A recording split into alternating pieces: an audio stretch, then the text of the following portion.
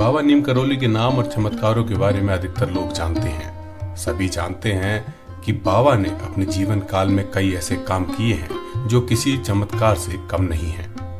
बाबा अक्सर अपने भक्तों के साथ चमत्कार करते रहते हैं। उन्हीं चमत्कारों में से एक चमत्कार को उनके भक्त द्वारा बताया गया है जो हम आपको बता रहे हैं।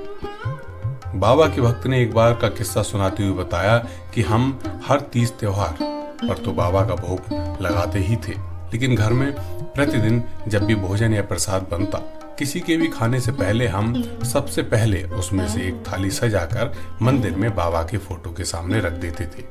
एक बार 1967 सितंबर माह की बात है कि दिन में बने खाने को प्रसाद के रूप में महाराज जी को अर्पित किया गया। बाद में वही अर्पित प्रसाद ग्रहण करते हुए मैंने पाया कि दाल में नमक नहीं था। मुझे बहुत गुस्सा आ गया और पत्नी पर गुस्सा करते हुए कहा, महाराज जी के प्रसाद पर ध्यान नहीं देती हो, पता नहीं कहाँ दिमाग रहता है, कोई श्रद्धा नहीं है तुम में, महाराज जी तुमसे बिल्कुल खुश नहीं होंगे।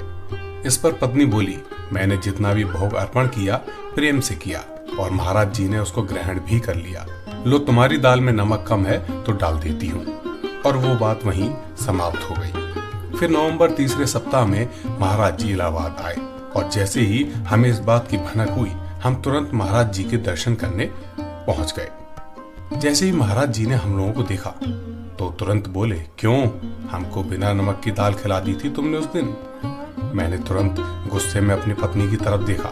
फिर बाबा ने बड़े प्यार से कहा, लेकिन मुझे वो दाल बहुत अच्छी लगी और मैंने उसको ग्रहण भी कर लिया। इतना सुनते ही मैं और मेरी पत्नी उनके पैरों में सिर रख दिया और मैं हाथ जोड़कर बैठ गया। यहीं विराम लगाते हुए हम आपसे विदा चाहते हैं और फिर हाजिर होंगे बाबा के किसी नए चमत्कार के साथ। बाबा से हम ऐसी ही कामना करते हैं कि बाबा अपने सभी भक्तों पर अपना आशीर्वाद यूं ही बनाए रखें। द वर्ल्ड ऑफ आध्यात्म।